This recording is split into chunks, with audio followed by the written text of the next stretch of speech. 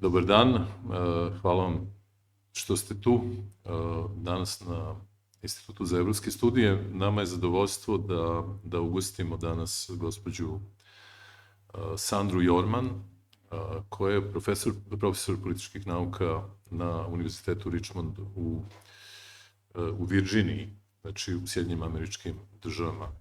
Thank you to be here, dear Professor Sandra Jorman. Sandra Jorman is professor in political science. Her work covers topics related to property rights, post-conflict migration, and customary law. Sandra Jormen has been a research fellow at the UN Food and Agriculture Organization, a Fulbright scholar at the American University of Kosovo and the University of Adis Abeba, and visiting research at Makere University in Uganda. We have now exclusively his book, Peace, Preference and Property, Return Migration After Violent Conflict.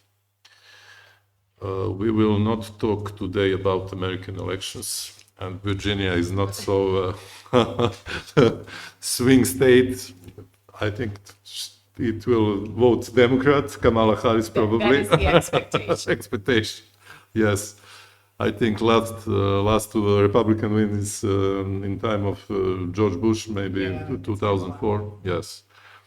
We will cover some other topics because Professor Jorman has great experience in customary law and in property, problems of restitution of property and migration of population, and you know that former Yugoslavia is very, very interesting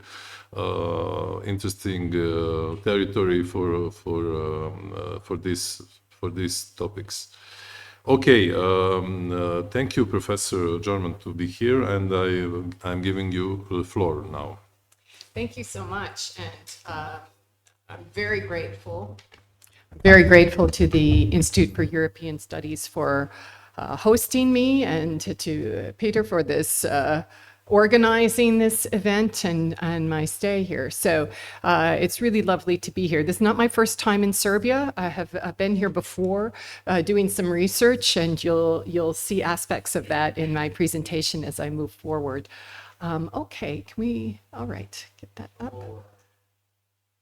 Okay, and then if what am I? Down.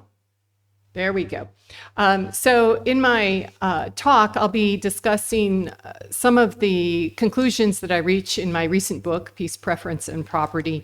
And then I'll be talking a little bit about some of the policy changes that we might like to see as a result of the lessons learned from the book. And I'll then move on to some of the more recent research I have been doing on forced displacement in cities and how urban areas cope with forced displacement. And again, I'll be doing that in reference to some of the experiences here in Belgrade. So let me just begin with some terminology. Whenever we talk about forced displacement, we are not talking about economic migrants. It's people who have not had a choice in their willingness to leave their communities. They're usually pushed out. Sometimes that is in direct response to violence, and sometimes that's to prevent violence against themselves and their families. But this is just very different from economic migration. And often we see this difference most obviously in the characteristics of the individuals, because economic migrants tend to be young people, well-educated people, people who are looking for a better economic environment to start businesses, etc. This is very different from the kinds of people who are forced out as a result of violence, who tend to be families, often with children, dependent adults, people who really don't have a choice. So this is why understanding forced displacement and who the people are is quite important. So I wanted to begin with that. Okay, I'm going down. Which computer should I be targeting? This one? Oh. Okay. There we go. This is a chart that I made of the forced displacement or the numbers that we see in terms of trends in forced displacement. Now, the orange are people who are refugees, and you can see how that was particularly high in 1990, then took a strong dip, and now is back up high again. And these are the statistics that I used here ended in 2023. And in 2024, as of August 2024, we know that there are 120 million people who are forcibly displaced. So even more than this, more people that have been forcibly displaced than at any other time. And we also have fewer opportunities for resettlement in other areas of the world.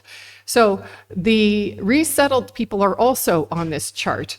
The resettlement is the width of the black line. So the width of that black line, because if you look very, very closely, you can see that it changes slightly in its width. But this gives you a sense that there are not a lot of people being resettled to third countries. There are a huge amount of people who are refugees, and this doesn't even get into the internally displaced people. There are very, very few who are resettled to other countries. And then if you also look very closely at the graph, you can see in the bottom there's a kind of gray area, and those are the number of people who are going home, who are returning to their countries of origin. Again, notice how small this is. So what do we see? We see more forced displacement. We see very few opportunities for people to return home or be resettled elsewhere. And what we know is that for people displaced more than 5 years, the average time of their displacement is 20 years, but I will also flag the fact that that is an old statistic. And I think that that statistic might be even higher now because I think that data came out in like 2017. So I think it's even higher now. All right. So I also wanted to just note the difference between IDPs and refugees. Refugees are citizens of one state who cross a border into another country to seek asylum, and they have legal protection under the 1951 Refugee Convention. They are also specifically protected by the UN Human Rights, UNHCR, UN Refugee Agency. And they do not have political rights within a country, but they are specifically protected. Internally displaced people, or IDPs, are citizens of the states in which they have been displaced. They have no organization that's explicitly tasked with their protection, although the UNHCR does do quite a bit for IDPs still. IDPs should have full political rights because they have not left their country of origin, but often that doesn't occur. I just note this because refugees and IDPs have different legal status, they have different rights and different institutions responsible for them, but sometimes this doesn't make a whole lot of difference. It just sort of depends on the context. Okay, so typically when people are approaching the issue of displacement, they either take one of two perspectives. They either look at it from a human rights perspective and talk about migration, forced migration, property restitution from a rights-based perspective. What are the rights that these individuals have under international law? So Katie Long, Annika Smit, Black and Kozer, they are all doing, looking at people's displacement and status, from a human rights perspective. The other side that is often taken is the state-based perspective, trying to think about what is the preference of the state. I'm a political scientist. Most political scientists take a state-based perspective, and we've got a lot of people who look at the state and what does the state want. So Hathaway, Moore, and Shellman, domestic political discussions about taking people back. But I would put myself in a third category. I am really focused in my research at looking at individual decision-making in return migration. Looking not at what does the state want and what are people's rights under international law, but looking at what do individuals and households want to do. This is very pragmatic. Sometimes my approach is frustrating to both people on the human rights side and then also people taking a state-based approach. But I took this perspective because I was really interested in looking at not what are people's rights, but what really are their options? What are their choices in this environment where they have constrained decisions? So we know that under international law, UNHCR talks about 3 durable solutions to forced displacement. They are resettlement in a third country, which rarely happens, my small black line. They are return to your place of origin, and local integration. Now, there aren't a whole lot of places that are interested in just taking in large numbers of refugees, so local integration is not much of a solution. There are very small numbers of people being resettled. So really, return migration is the dominant, if not the only solution, durable solution for refugees. It's a little bit better for internally displaced people. But so I just want to flag that increasingly even UNHCR recognizes that yes, there are these 3 durable solutions, but really only one. It happens. And so how do we incentivize people to return? So that's has a large impact on the discussion around these issues. Okay, so for this book, I did field work in 3 countries. I worked in Liberia, which had 2 civil wars, and 80% of the population in Liberia was displaced. They were displaced within the country, and they were also displaced outside of the country. When I was working in Liberia, I was working with with a local government organization, and one of the guys I worked with, he said, well, I tried to get away from the war, but the war followed me everywhere I went. Because it's shifting violence, and so people moved so much during the time of that war. In Serbia and Kosovo and Metohija, I was looking at, obviously, the war in 1998 and 99. You had displacement of 90% of the population, some as IDPs, some as refugees. In Uganda, I was looking at the civil war there, and displacement was really concentrated in one area, and almost everybody was an IDP. There were very few people who actually crossed international borders in that case. So what I want to do now is just talk about 3 lessons from the book, and then I'm going to shift. The first lesson is that not everybody who is displaced wants to return. And for those who do, not all want to go back to their place of origin. So one of the things that we see across these contexts is that people who are displaced from rural areas often tend to return to urban areas if they come back. So massive urbanization in northern Uganda when the war ended, nobody wanted to go back and farm. Everybody just moved to the cities. And we see this in Liberia as well. And then you also have the problem that some people just don't want to go back at all, right? Some people are more comfortable in their places of displacement, and so they just don't want to return. And that was somewhat surprising to me. I don't know, maybe I was naive as I approached this topic, but I thought that everybody would pretty much want to go back home. And really, I found that displacement changed people's preferences drastically. And instead, what we see is that there are a whole lot of factors that go into the decisions that people make about whether they're going to go home or not. You know, obviously, there has to be peace and some security. Nobody's going to go home before that. But then, lots of other things go into the decision about whether they're going to return. One of them is time. You know, the amount of time that they've been displaced. I read in last week's Economist magazine a survey of the Ukrainians living in the UK. And in this survey, they found that 68% of Ukrainians now living in the UK no longer want to go back to Ukraine. And that is up substantially from the last time they did this survey when it was 50%. So now it's up near 70% because those people have been living there. They've found decent places to live. They've gotten employment. They've enrolled their kids in school. They have found a situation that works for them. So this relates to opportunities. They have found better opportunities in their place of refuge than they did in their place of origin, and they don't see those changing. So they'd like to stay. But we also see experiences of trauma impacting people's desire to return, and the political situation, right? If you are returning to a situation where your municipality is controlled by the ethnic other, you might not want to go back, right?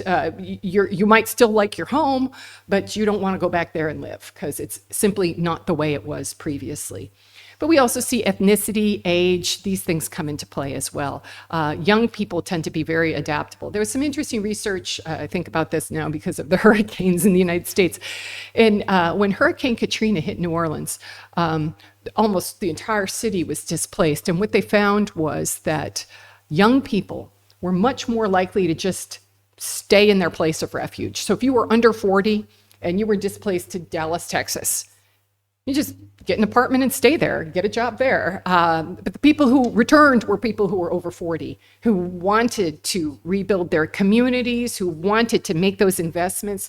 So age, ethnicity, all of these things, right? This is just a whole mess of things that go into household decision-making on whether they're going to return or not.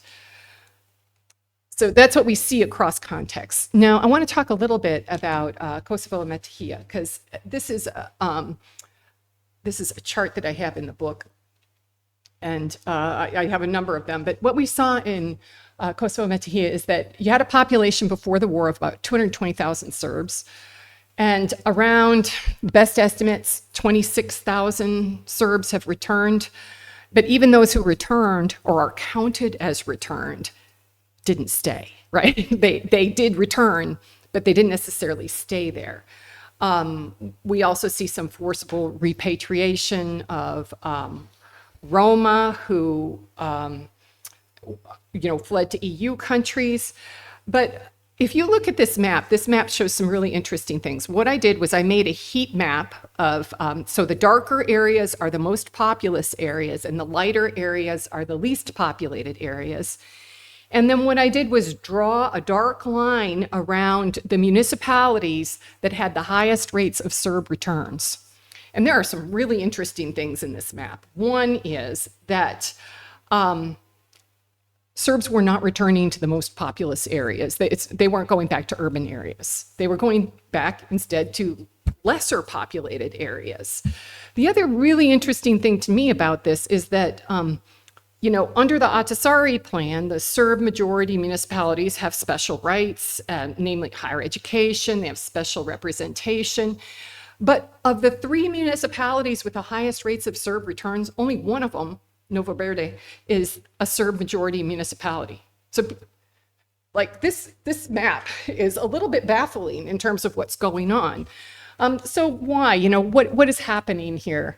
I think what we see here might be older people returning to rural areas where there are Serb enclaves, returning to areas where we know there are traditional long patterns of Serb settlement and where people have livelihoods that are, agricultural and, so they have a livelihood that's not based on the state.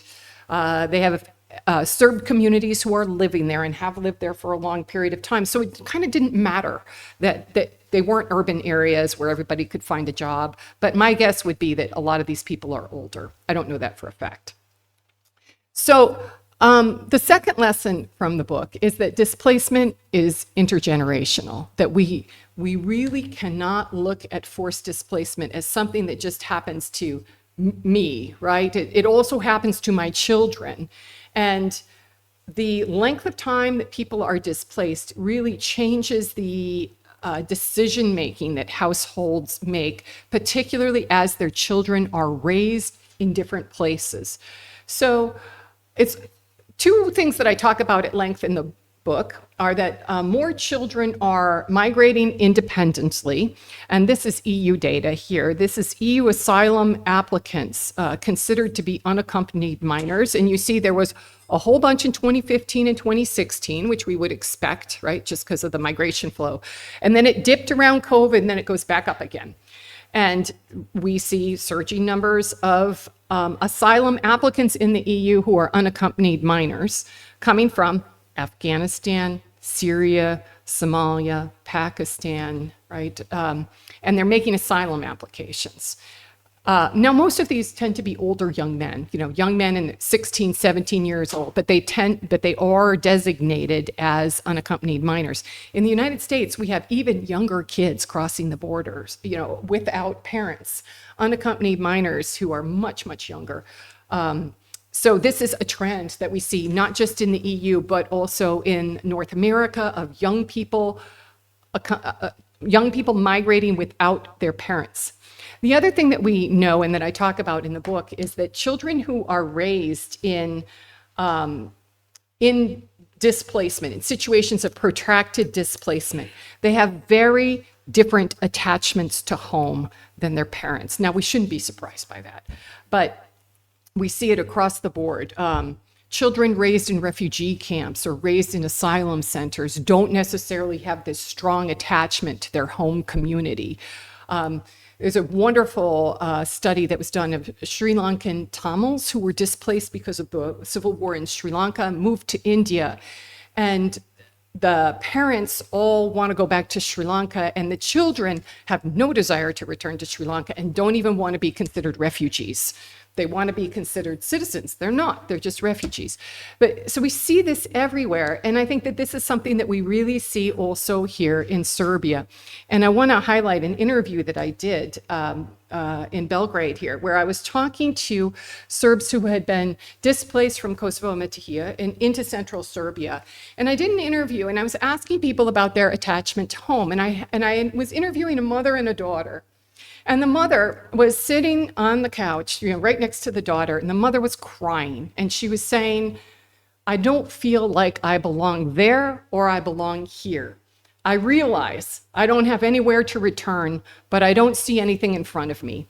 Maybe it's easier for my kids to be integrated, and I will linger between two worlds, nowhere. I thought, oh my gosh, this is a heavy statement from this mother, and she was crying, and her daughter is sitting right there on the couch next to her, and her daughter just is very chipper, and she says, I feel like I'm from here. She said, it's different for me. I work, my friends are here. I don't want to go back. I have a desire to visit, to see the place, but my friends are here, my job is here. She was fully integrated into central Serbia and didn't even have this attachment.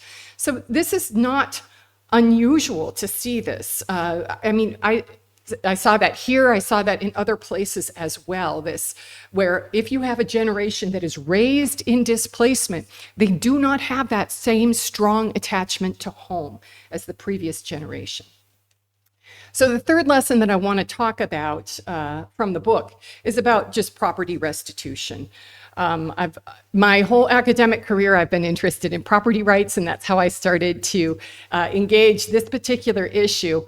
But one of the things that we see across multiple contexts is if you want people to go back to their home community, you need some sort of property restitution. But if you could give them compensation for their property, that allows them to make new lives for themselves wherever they want to. Now that's a problem though, because there aren't a lot of sources of money to compensate people for property. In international public policy, there are really three solutions to property loss during war. One of them is the return of the original property. This comes out of the Pinheiro Principles. The second one is to compensate people with similar property, and we've seen that in both Timor-Leste and in Iraq.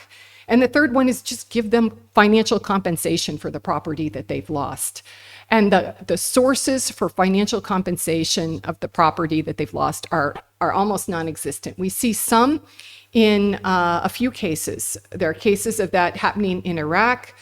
There's some in the case of Serbs displaced from Kosovo and Metohija, but not as much as we would need, and certainly not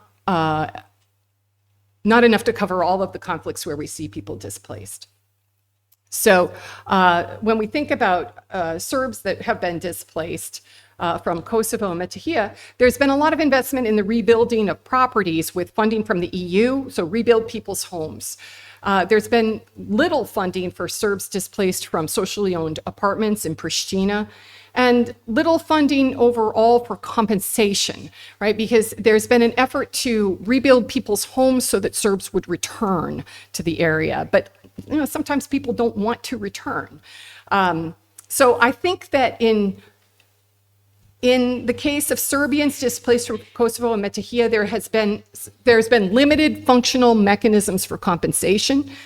The other case where we see that is Iraq, but these cases are much better than other areas of the world where there's no compensation at all and no money being put into the return. So policy changes. So just some recommendations from the book. Just better resourcing of people in first places of refuge so that they don't have to keep moving. I haven't talked about this at length, but that's in the book. Legal representation for unaccompanied minors.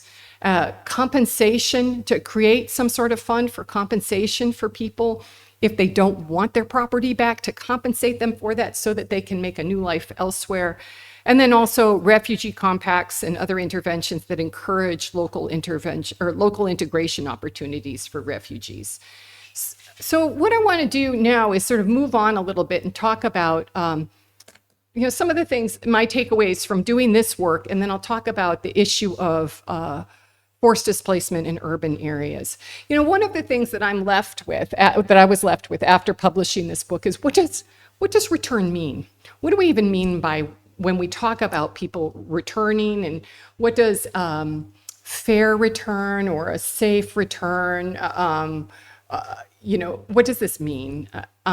Can we say that people have successfully returned if they go back to their country but don't want to live in their original community anymore? Can we say that they've successfully returned if they had their property rebuilt, but then they sell it or rent it, but they don't live there? Or can we say that they have successfully returned if they have their house rebuilt and then just return there for vacation every year? I would say that the answer to all of those questions is yes. But forced migration, why? Because forced migration changes people's preferences. And because we cannot expect a recreation of communities before the conflict to what they were, we can't return to the status quo ante. We can't expect communities after a conflict to look exactly like they did before.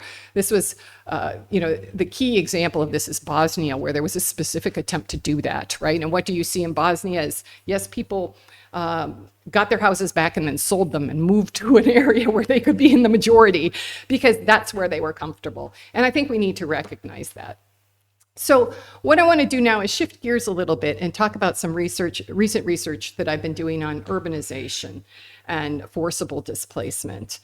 I've been working on a couple of World Bank teams to develop guidance for projects that would address forced displacement, because the World Bank is changing the way that they think about forced displacement. So it used to be the case that people who were forcibly displaced would go to refugee camps, collective centers. That was the strategy. But what we have seen over time, and really over the past 20 years, is that is gradually shifting. And now, if people are forcibly displaced, they typically just go to cities.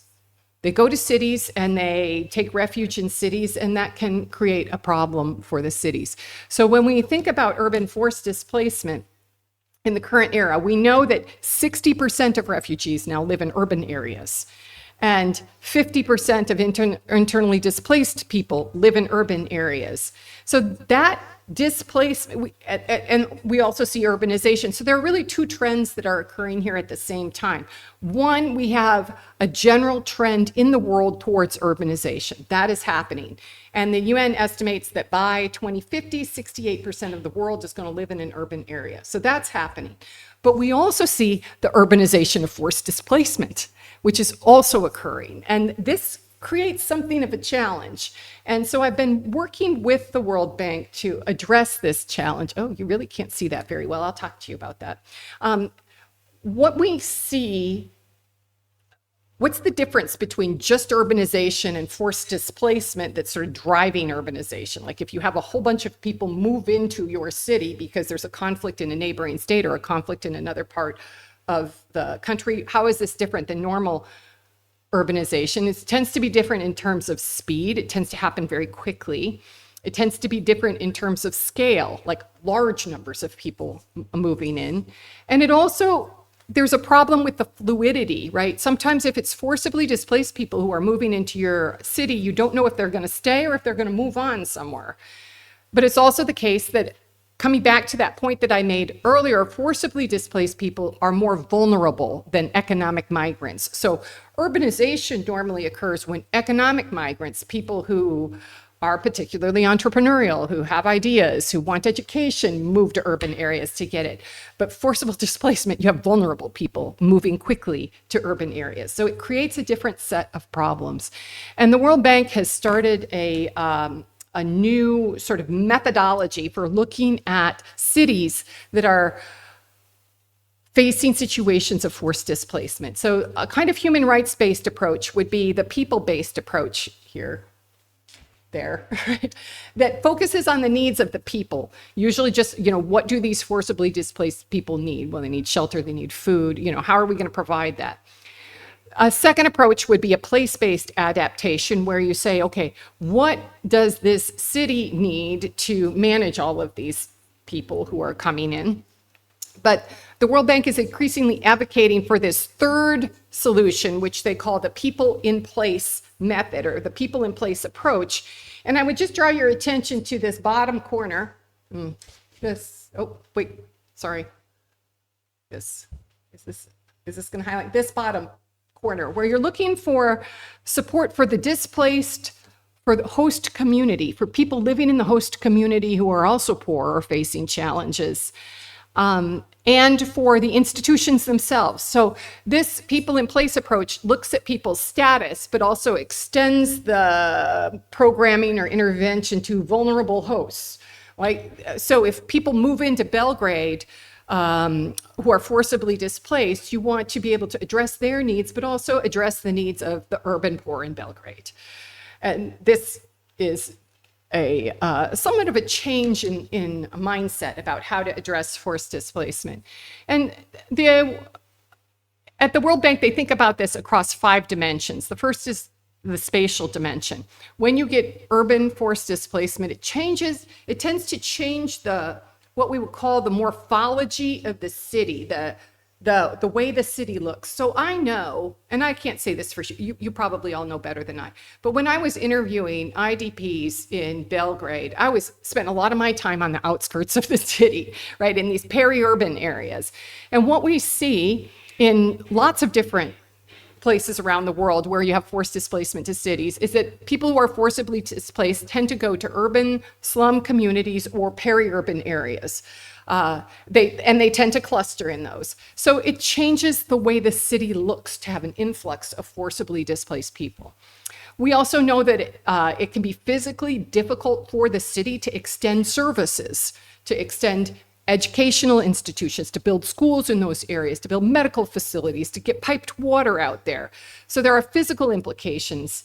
There are economic implications to having a group of people who need to find work and are then competing with local people who are looking for work. And then there are a lot of social implications, and I'll be talking about this later. Tensions between people who are forcibly displaced and have a lot of need, and other urban poor people who live in a community and have a lot of need, and see those people who are displaced getting preferential access maybe to jobs, to housing. That is a huge problem. And that is something that has to be dealt with. So these social implications. And then also there are institutional implications, just the capacity of the local government. So what I want to do is talk a little bit about Serbia. Oops, I'm going backwards again. I want to talk a little bit about Belgrade. So in Serbia, we have quite a number of forcibly displaced people. 108, this is from 2023, almost 109,000 asylum seekers and migrants who are in Serbian asylum centers. 193 lodged formal applications, and 9 individuals were granted asylum. And we know that Serbia is a transit country for migrants. As of 2024, there were 5,000 refugees and internally displaced people living in Serbia's collective centers, most of them in and around Belgrade, and a larger number of displaced individuals living in private accommodation often in poor conditions. And the overall number is that Serbia is hosting about 307,000 IDPs and refugees. This is coming from IOM Serbia. Okay, so one of the things that I was looking for is, and what do Serbs think about this? And the last survey I could find on this issue was from 2019, and it was part of an EU project that was done with the Republic of Serbia to get people's opinion on the forcibly displaced. And what I want you to hear as I go through some of these survey results is some of the resonance of some of the points that I just made earlier about how this impacts, how forced displacement impacts cities.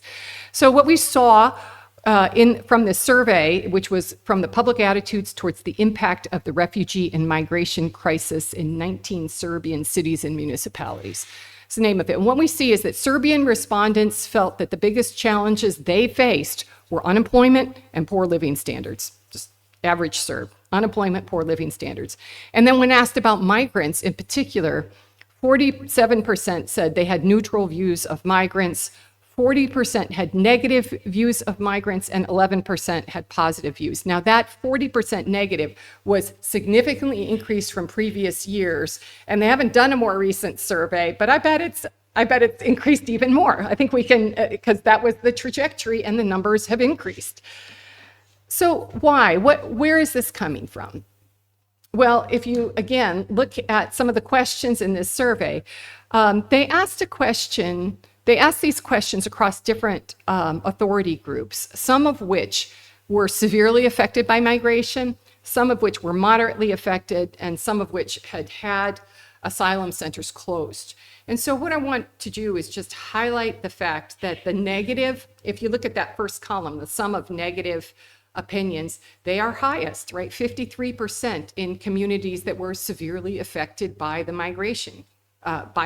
So communities with higher levels of migrants feel more negative about migrants. And there's just this kind of, you can just see how it lines up with, areas where you don't have much effect or where the asylum centers are closed.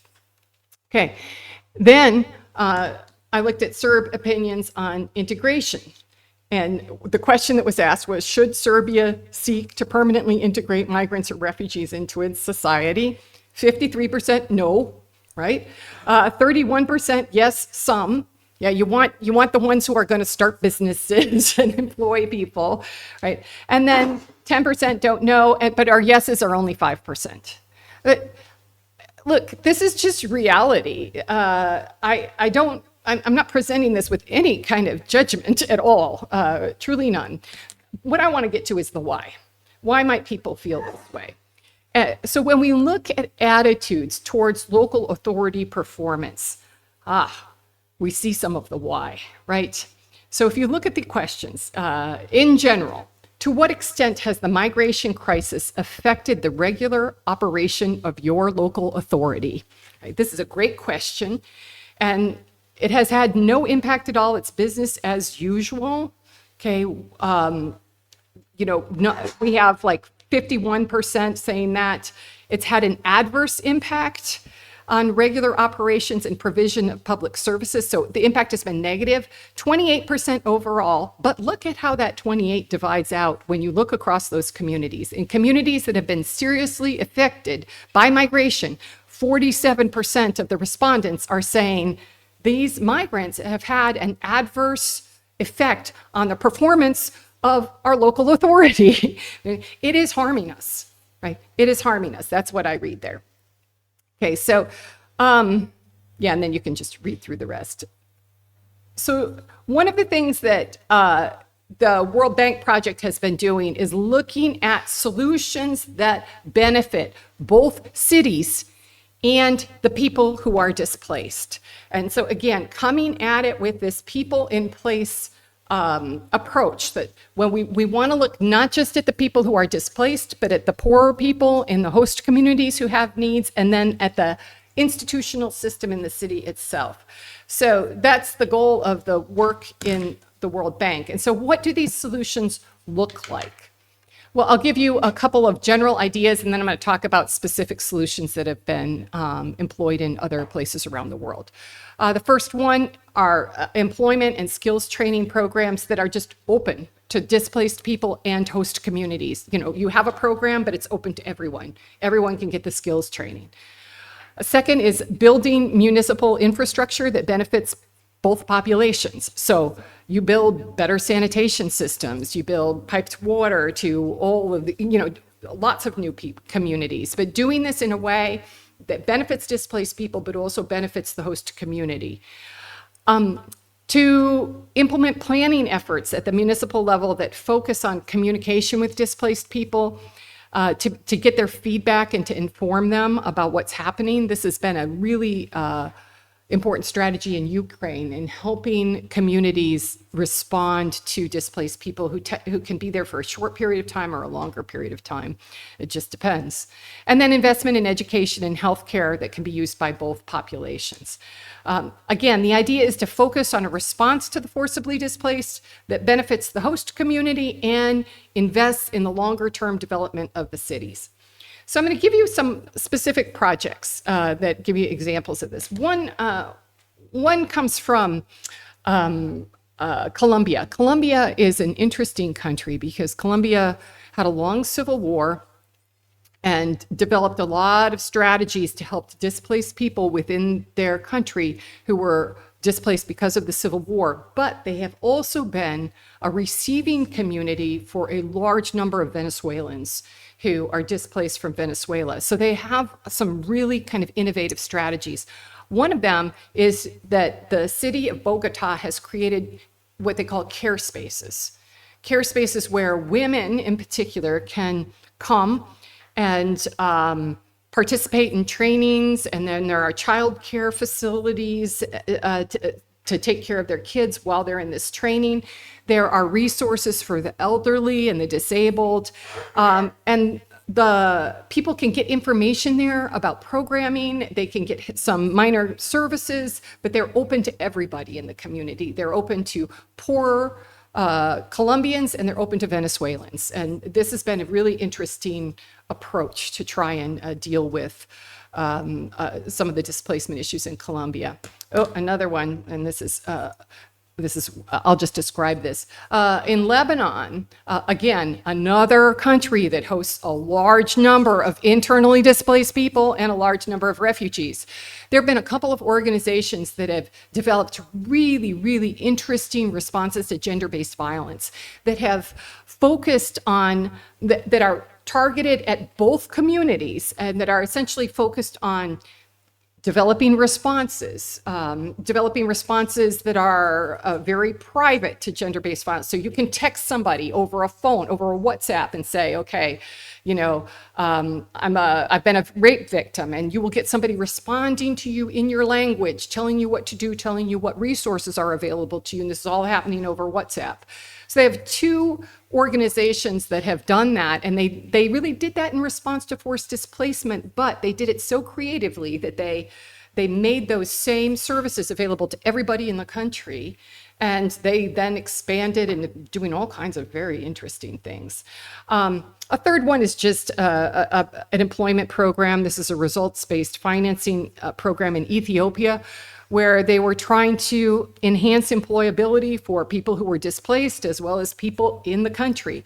And so it was, anyway, the idea was to provide economic opportunities for refugees and at the same time, public employment services for Ethiopians. So they were doing both at the same time and looking for specific outcomes.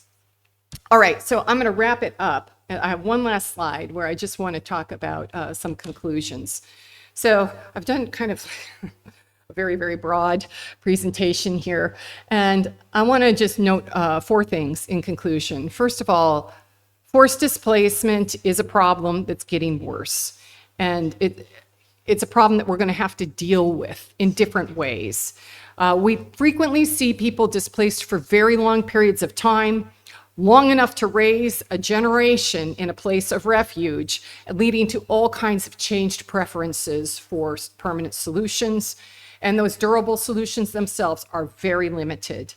So we need to think about responses to forced displacement that are sensitive to, yes, the needs of the displaced, but also the context in which they are, the needs of the host community where they're at, and the long-term development of that host community with both urban poor and forcibly displaced people in it. So I will stop there and just say thank you for your attention and happy to take any questions.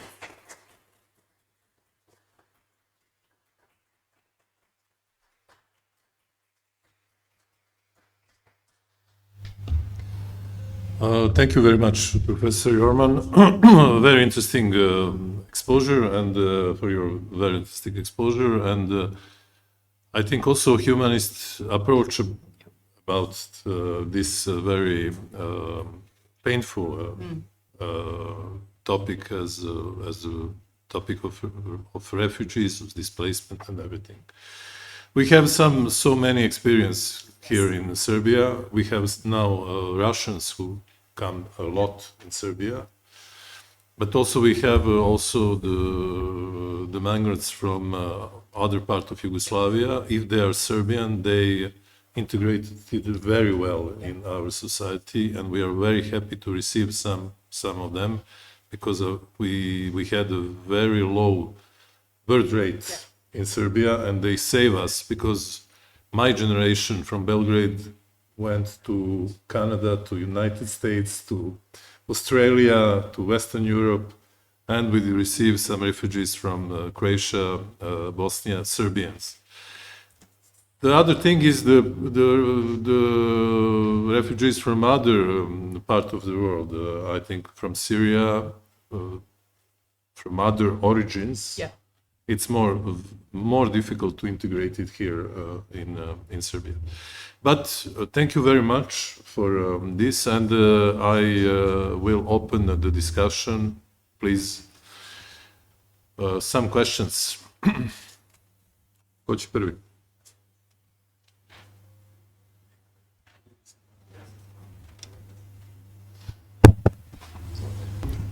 Thank you very much for a very interesting lecture, and I could ask many questions, but I just wanted to go back to your sort of a comment, or perhaps a conclusion, that once the former state of existence of these migrants was changed, it's very hard to go back, of course, perhaps impossible, and which is empirically true.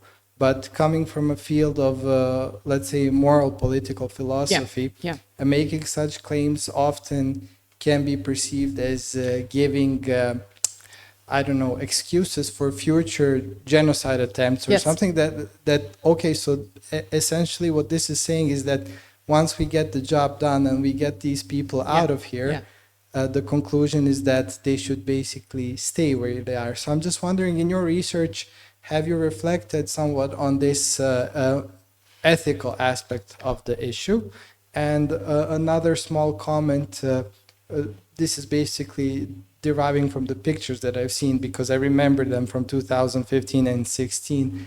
And it was quite, this is just a comment, I mean, you can reflect on it, but you don't have to. But it was quite weird to see, let's say, me coming back from Greece from vacation and standing in this long row of cars to get into Serbia from Macedonia, and then just people like walking by me and entering without any papers. And my issue with this was, are they in that sense forcibly displaced people, or are they just economic migrants who are looking for an opportunity? And then what is my moral obligation towards people that are asking for asylum or just wanting to pass through Serbia? This was just like a reflection. So it was just like, okay, on the one aspect, the human element is always there, right? There's people in need. But on the other aspect is how do we determine who exactly is in need? So, but this is just like a reflection. I'm more interested in the first question. Thank you. Yeah, I'll take the second reflection first, because yes, there's a huge difference between economic migrants and people who are forcibly displaced. And I don't think that states have the same obligation towards them. They don't. So, I mean, this is a big problem in the United States as well. We have the same problem. And I showed some of those pictures from that time because I thought that was, it was crazy, right? It was just crazy to see all these people just sort of pouring into the country. And who are they, right? Are they economic? You know, there has to be an evaluation process. So I'm with you on that. Your first question is a very, very important one. And I thank you for asking that because I think that there is a real dilemma. Ideally, in the best of all circumstances, so coming at it from a, you know, just a moral perspective, yes, you want to return communities to the status quo ante. You want them to look like they did before. You don't want the ethnic cleansers to win. That's essentially your question. And I agree that that is an issue. It's a pressing problem. But I also see that in situations, Bosnia, where there was an explicit attempt in the Dayton Accords to make sure that didn't happen. It happened anyway, right? It happened anyway. People sold their homes in, you know, that were next to the neighbors they didn't like, and they moved to an area where they would be part of the ethnic majority. And it's actually that experience in Bosnia that really got me thinking about this issue. And you know, I think we can take this moral perspective, and I know that my perspective is very pragmatic. We can take that moral perspective, but that moral perspective has a cost as well, and that cost is landing on the households who were displaced in the first instance.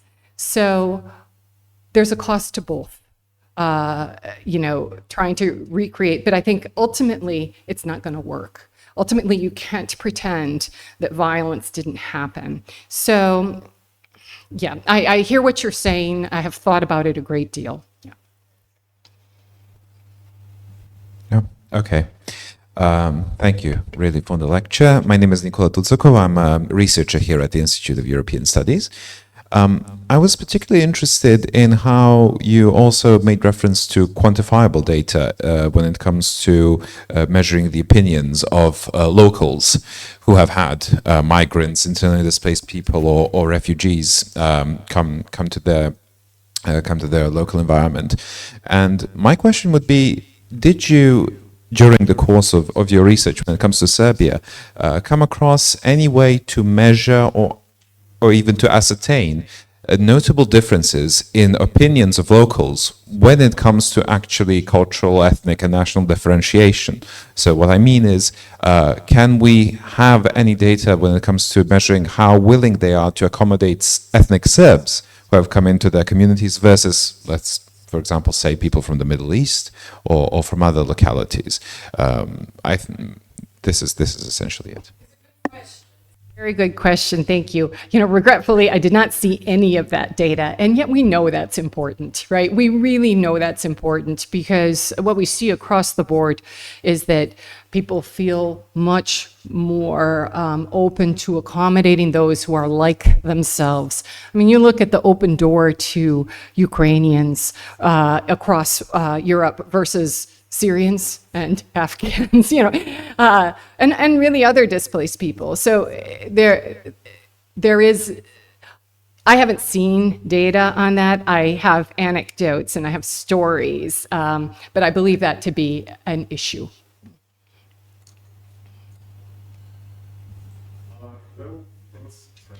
Do I have to go off? Okay.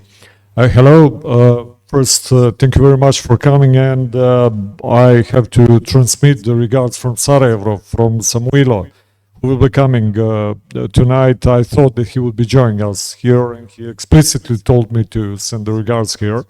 It's a friend of ours who's been working very much and cooperating with Professor Jorgen for a very long time, actually. My name is Misha Đurković. I'm also a researcher at the Institute of European Studies, and it happened that 20 years ago, in 2005, I spent some time as an advisor to the Prime Minister of Serbia, working specifically on Kosovo and Metohija issues, including the negotiations on at that time with Mr. Cucic, and we made this agreement with, let me say, UN, UNMIC side and Kosovo authorities at that time working exactly on that, and with Mary Walsh and many people who were there. By the way, I use the opportunity to present you our colleague Srbulju Pejović, who has been working, he's historian, very soon to be ending up his PhD, but he's been working for 6 years, I think, 8 years already beside our institute in the Commissariat of Refugees on international issues, but he started as a direct translator at the field from Arabic and then from Farsi and so on. So I think that you should be definitely getting in touch and cooperate in the future and so on. So basically, what I wanted to ask you, if you have data, or at least, as you said, anecdotes whatsoever, but just to get some basic overview on 3 issues. First, comparatively, how many people really return in the classical sense? That's, I mean, at least if we could get some basic overview of, let me say, Middle East, Balkans, whatever.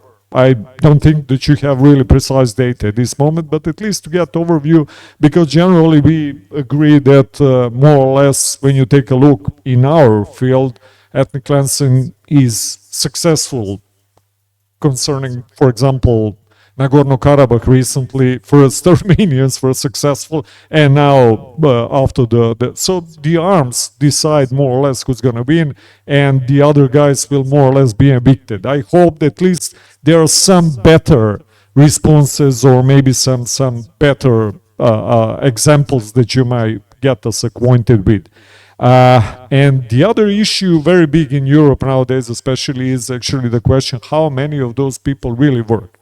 When do they start to work? When they get employable, whatsoever? Because as you happen to know, it's big concern, or let me say the biggest reason why so-called right-wing populism is on the rise. Literally, when you speak with Germans, they will tell you, you know, those guys, Syrians, especially Afghans, they do not want to work. They are like 60% at the, you know, social security and so on and so on. So do you have the data, and does it differ on population and so on? Even just to mention, we had fantastic lecture from the lady from Poland 2 years ago, I think so, here, that even at that time, in the beginning, although Polish are generally very sympathetic toward Ukrainians and so on, they already started to get annoyed with the privileges de facto that they were getting, like in I don't know, health system or transportation and so on. And of course, with the passing of time, it's getting bigger and bigger. So at least, you know, some comment. And finally, returning back to Kosovo and Metohija issue, have you been recently there, or do you have the data? Because as you saw, I mean, we are speaking about the process in which for the last year and a half, de facto Pristina has been conquering with the permission, de facto, an agreement with Belgrade and international community, the North, in which Serbs were, as you remember, functioning almost as a part of the Serbian state. Now it has changed, and I don't have data, but there are big and very frightening data or anecdotes again, or the news that are coming about the people who are, you know, either already moving, or, you know, moving their children into central Serbia, or think already in the terms of that eventually we will get something like a new Oluja or storm or whatsoever. So do you have some data from the field there? And thank you very much for being with us. Thank you, Professor. Thank you for all your questions. I don't know if we can go back to my slide. Let me tackle your first one.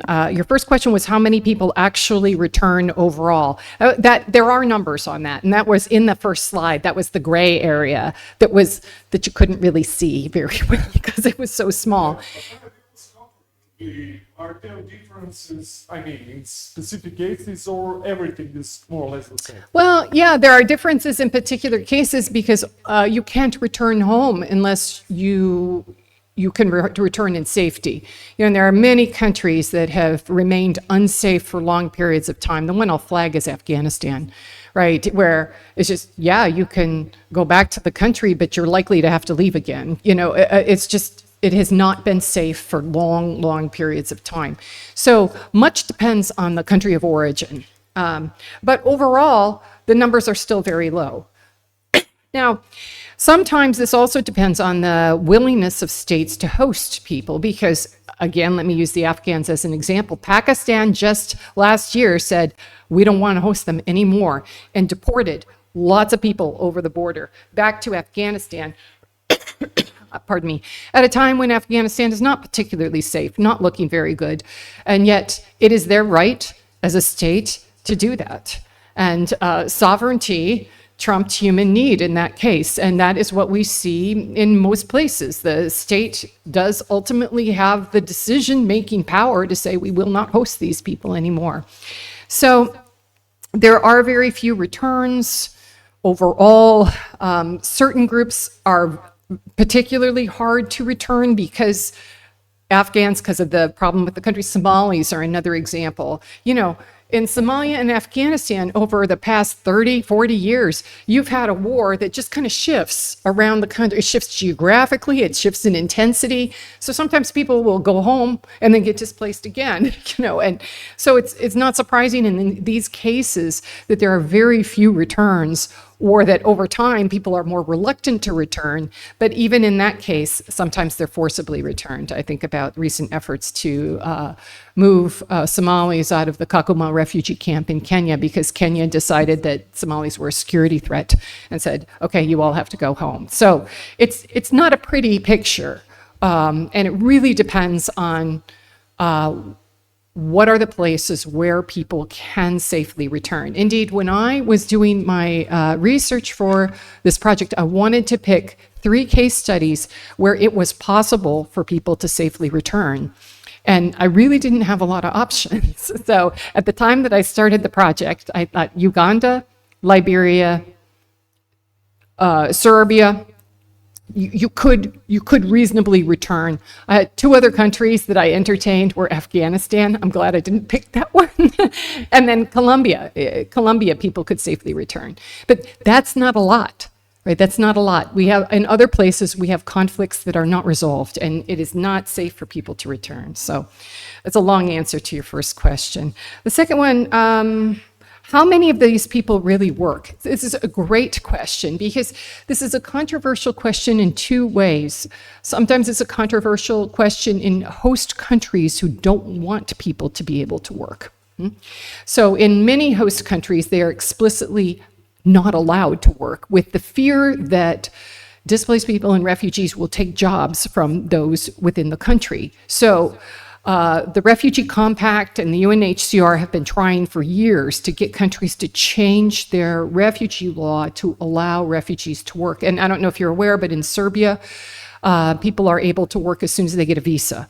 So you have to go through the process and you have to get a visa, but once you have a visa, you can work. That's actually fairly liberal law. Fairly compared to, when we look at the world and at the whole, situation. So that can be a problem, even where, I know this is kind of a different, you're asking the question from a different perspective, but what we see is that most people who are forcibly displaced actually do want to work, and many of them are driven into informal employment, just hawking goods on the street because they can't work formally because they can't get visa or an appropriate work status. So that's, I think, the bigger problem. But it is true that in some cases, there is a desire for people to work and they don't want to. I mean, I recognize that that's a case, but I do think that that's the smaller problem of a much bigger problem, which is most of the time countries aren't receptive to having refugees just come in and take the employment of people who might otherwise be working. So I would just contextualize that a little bit, but I am aware of that issue of this privileging of privileging of refugees and refugees being a drain on the social resources of the state. And that kind of gets to that slide, right, that I showed about why, these people who thought that their local municipalities are focusing, or their local authorities are focusing more on the needs of refugees. They see that as a problem. They see that competitive thing. And then your last question was about Kosovo. No, I haven't been back to Kosovo since COVID, but I am absolutely aware of the problems that you have noted and aware of the freezing of the salaries being paid in dinars and even of violence now, some violence that we're seeing in those northern four municipalities. It is concerning. It is concerning because we have I think we have a frozen conflict, right? And so there's a lot of these tit for tat small actions to kind of harm people without negotiating the bigger pieces that would actually kind of lead to a resolution of the situation. So I am concerned about the well-being of those who are suffering from these just small harms that are being done while these two entities are not negotiating on the bigger issues. So I would just like to say that, and I know of what you speak. Hello, my name is Srboljo Pejović, an impossible name to pronounce.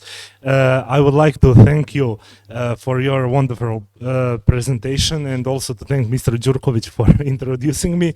Yes, I've been working for some 8 years at the commissariat, in addition to working at this institute. So I'm both the oppressor and the guy complaining about the oppression, I actually wanted to ask you more about the practical issues on return. Something like, some African countries not issuing the ID documents and so on.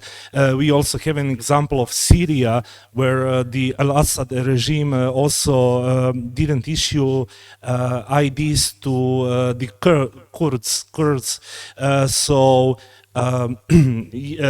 There are some practical issues for those who want to return. Also, some countries like, for example, Pakistan and Afghanistan, of course, not wanting to accept the people back. Yes, I wanted to ask you if you have some ideas for such issues. And also, there is an additional problem of I think European countries having reasons to attract people or to prevent them from returning. What I meant is, for example, the German Federal Ministry of Labor saying that they need some 300,000 people per year, 300,000 immigrants, working immigrants per year, and that number would increase to some 700,000 by the end of this decade. So I think there is an additional problem from the European side, where the countries actually have an incentive not to accept these returns, or at least to discourage them, actually. So yes, that would be my two questions. Thank you very much. Thank you so much for those. I really appreciate you raising the issue of IDs. This is a huge problem. So I'd like to talk about that. I mean, it might seem just like a nuts and bolts issue or a minimal thing to others, but it's really been a problem. You raised the issue of Syrians. And in Syria, many of the Syrians who were displaced, the family documents, they have what they call a family book, right? And the family book is like, who are the members of this family? And families who were displaced and had a child born in like Lebanon or another country of refuge, they can't get their family books updated. So there are these children who have been rendered stateless by the fact that the only people who can update that family book are in Syria. And even you can get like a certificate that a child has been born, but that doesn't prove what state they're a citizen of, right? It's really a problem. And there are some specific cases. Again, I'll talk a little bit about Afghans in Pakistan, because there's another huge problem. As Afghans living in Pakistan were trying to get IDs, something that said who they were, where they were, and they were unable to get IDs. And so there had to be a special initiative launched by the UN to try and get these people IDs. This is so important, this issue of identification. If you don't have identification, you can't start a bank account, you can't get in a rental contract, you can't own property. It's a huge issue. And this is one of the key issues that we have been working with at the World Bank. When we talk about these 5 dimensions, the big institutional dimension is getting people IDs and ensuring that if they lose their ID, that there's some method for them to get it back, because it's just a huge problem. So I absolutely agree with you that you wouldn't think that this would be such a pressing issue in people's lives, but if you don't have an ID, many places you can't get a cell phone. So you can just imagine all the difficulty. And for displaced people, it's hard for them to even know who do they go to get an ID, right? And sometimes it's explicitly blocked in their home country. So there's so many issues around that. You also addressed if we think about this as a demand and supply issue of people, that there's a high demand for refugees, displaced people in Germany because they need the labor. Yeah, I mean, I think that there's something to be said for that. I don't think that they're blocking anybody's return. But yeah, is there like a kind of big sucking sound coming from Germany? Yes, because they need the labor force.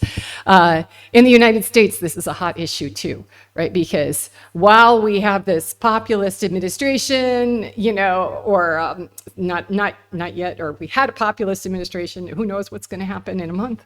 But we have a rising populism in the United States, which would say keep these people out, but at the same time, we need their labor, right? We need their labor, and so the question is, do you allow them to come in and give them documentation and allow them to be legal, or do they come in illegally and they're working illegally and they're not getting paid properly and they're not getting adequate worker rights? There are some real problems at the national level with both of these issues. So I appreciate both of those comments. Thank you. Sljedeći, Petar Ćurčić. First of all, I want to thank you. My name is Petar Ćurčić. My surname is quite difficult to pronounce. So yes, I would like to thank you, first of all, for your really kind, interesting presentation.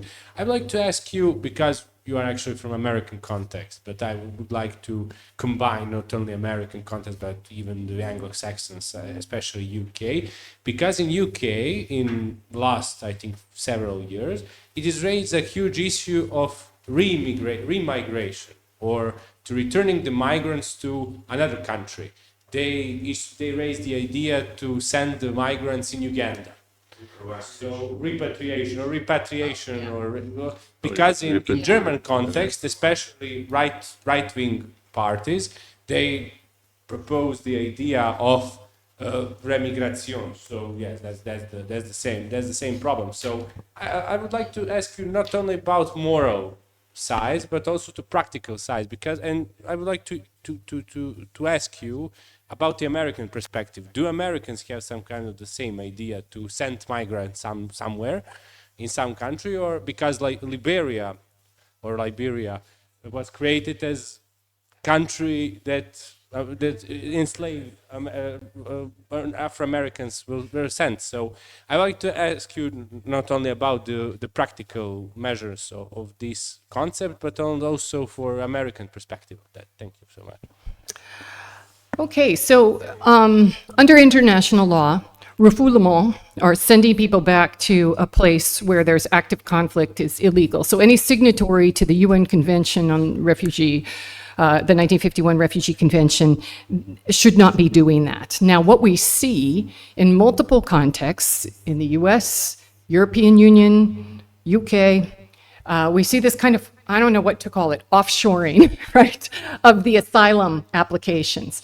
So in the case of the UK, the idea was to send asylum applicants to Rwanda to be assessed in Rwanda about whether they had a legitimate asylum claim. And then if their claim was evaluated and it was determined to be legitimate, then okay, they could come into the UK. If it was not, then they would have to go back to their country of origin.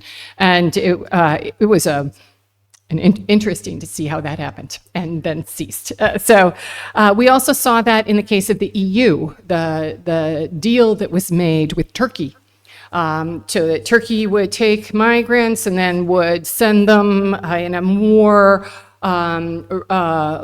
regularized manner to EU countries, so that everybody all these migrants were not coming across into Italy and Greece. We see that. In the United States, we have this now program, Remain in Mexico, right, where asylum applicants are now, it used to be the case that you could just cross the border into the United States and say, I would like to declare asylum. You would be given a court date, and then you could come into the country. No longer. That has stopped. Now, with Remain in Mexico, you have to make your application in Mexico, and you are not allowed to come into the country, even if you have a case that needs to be heard. All of these are kind of ways to, all of them are kind of collectively ways to prevent people entering the country and then getting lost, right? Just disappearing, because we know that happens. And when people disappear, they kind of get lost in the informality of whatever country. They don't get documented. They work informally. This ends up being very bad for them in many ways, but good for them in others, because people are still willing to do it. So we see across multiple countries efforts to kind of offshore the asylum application process so that you're not getting people crossing over into the country. Oh, our friend wants to comment. Yes, just a small addition. The EU is also planning to introduce something like that. I've been on consultations regarding the new EU Migration Pact, and it has a similar procedure where we pretend that a migrant didn't enter our territory. So, we are not breaking the non-refoulement principle, and yes, that will become a fashion in Europe too, so yes.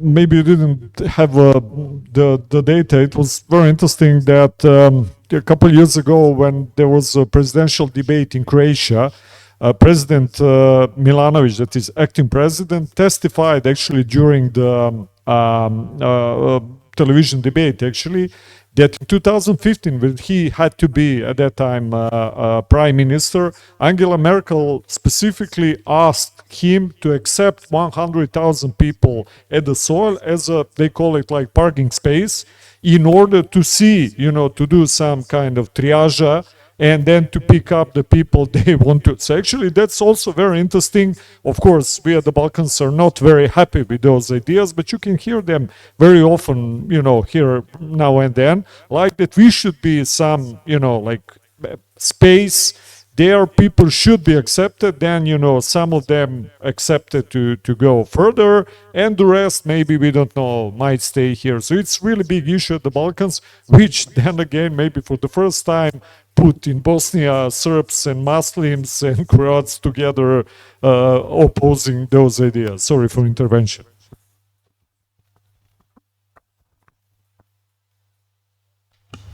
Okay. If we don't have further questions, we can conclude this interesting debate.